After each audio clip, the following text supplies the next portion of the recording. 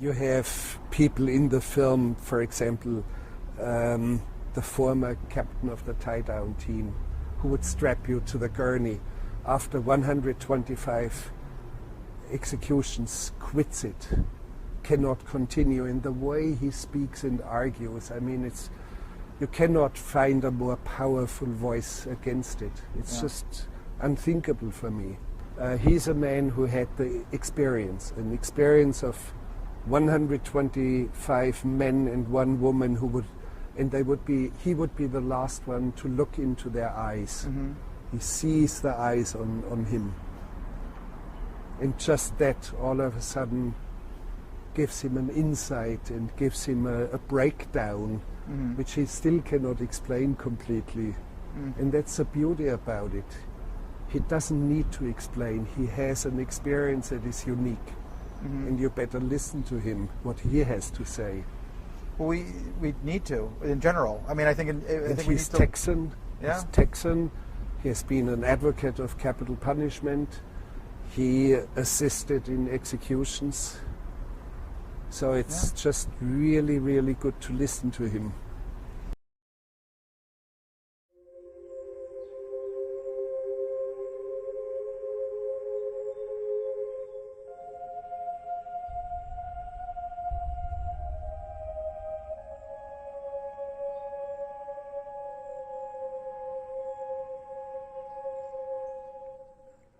They knew what I was telling them was going to be the truth. I mean, I'm not going to tell you anything. I'm going to tell you everything's going to happen back here. 4 o'clock, the guy's going to come in here and they're going to fingerprint you. Shortly after that, we're going to allow you to take a shower. And then we're going to put you in free work clothes, let you dress in free work clothes. Free work clothes would be the clothes you and I would wear. 5, 6 o'clock, whatever your request for last meal, they'll bring it in, and you'll sit there and eat your last meal. During that time, if you need anything else, just ask. You need some more juice, punch, or whatever else we got back here, just ask. Sometimes it has strange requests. Within reason, I'm gonna get it for you. Give me one of those requests. One, man, I sure like to smoke a doobie right now. Well, that's not gonna happen. Guy with the key, he opens the door, swings the door open. There's another correctional officer behind him and another one behind me. So as soon as he does, he follows me in. Then the other correctional officers follow right in behind him. So there'll be 2 in front of the inmate, and then the other 3 right behind him. I tell them jump up on the gurney, which then I automatically... It's only a few steps from the cell. If I would say no more than 10 steps, if that much, I would immediately go around to the gurney because I always took care of the left leg. So as soon as he laid down, I took care of the left leg. The other person who was in front with me would take care of the right. The 3 that fell in behind, one would take care of the right arm, the other one would take care of the left arm, and the other one would be there in case the inmate, once he lays down, if he had a response to try to get back up, his job was to hold his shoulders down. Once you're up there, you're up there. Within that time, us 4 people would have him done. Probably within about 15 seconds, he'd be strapped down. That quick, because we all knew exactly where our straps were and what we were supposed to do. That time, the process.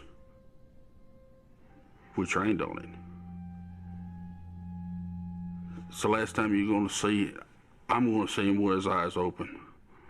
Because after the execution's done and the process went, and then they called the doctor in to pronounce him dead, and everybody leaves, my job begins again because I have to go back in there.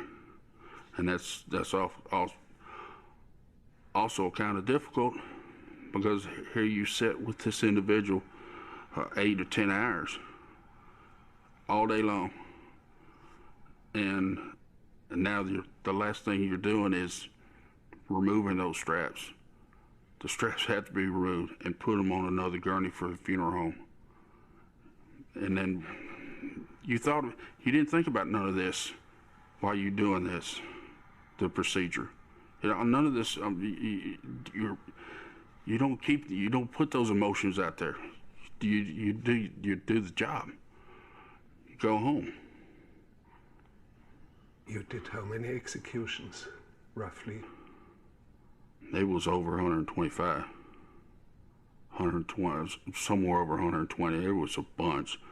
We got to the point where, especially after I think I promoted to captain in 90, we were doing 2 a week.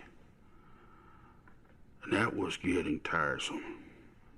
And what happened to you then?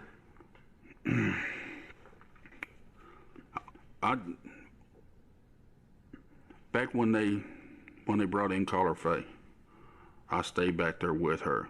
Now, definitely that was the first female that we were fixing to execute. I remember one thing so vividly, that it was an hour before, and I was standing there, and the chaplain was standing there, and she looked at me and she goes, "Thank you, Captain Allen, for everything you've done." I said, "You're welcome." That's all I could say. What else am I going to say? I'm fixing to strap you down another hour. Which we went, procedure and everything went just the way it was supposed to, She was pronounced dead. I went back in there and I took the straps off, put her, on the gurney, and let's go. We locked everything up and went about our business, and everything was fine. I had a little shop in the back, and it was 6 o'clock, and the news come on over the radio and started again. And for some reason, just out of the blue, hearing it triggered me seeing her, and I started shaking. Oh, what's wrong? And then how badly did you shake? It was a shake. It was a shake like I couldn't. Why am I shaking? And then I could see I was sweating, and tears. All of a sudden, and this is hurting. I remembered her. This is 2 days afterwards. I remembered her execution. Hers wasn't no different than anybody else, but it was hers. And then I started actually visualizing the other inmates. As you asked me, did you look in their eyes? I could see them. I could actually see them in the holding cell again,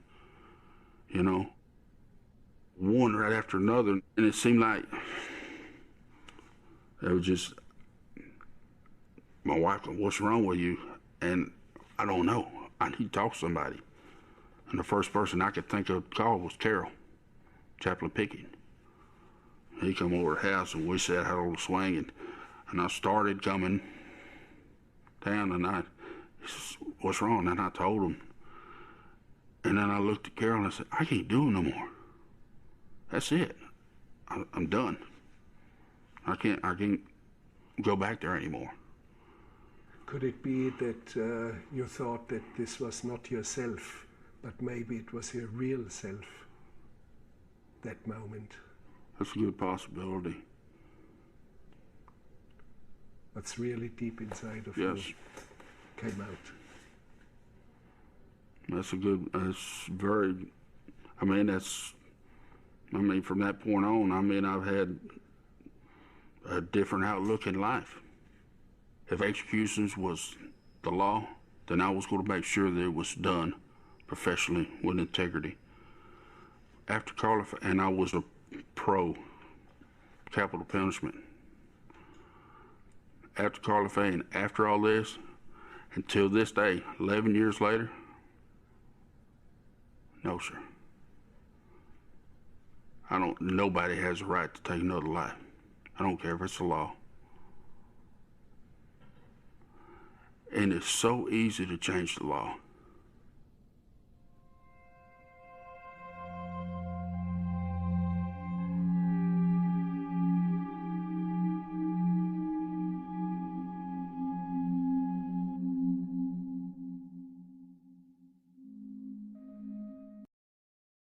I just make sure, and somebody told me about the live your dash.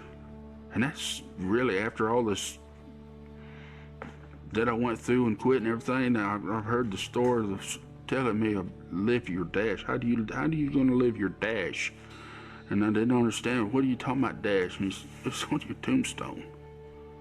You got your birth date, and you got the day that you deceased, and you got that little dash in the middle. That's your life right there. That's everything between, from the time you was born, from the time you die. How are you gonna live your dash? And that's where I'm at now. I'm gonna live my dash and make sure that everything, try to make everything right for the family, everybody. Hold still and watch the birds. And you once you get up into your life like that, and once you feel good about your life, you do start watching what the birds do. You know, what the ducks are doing, like the hummingbirds. Why there's so many of them.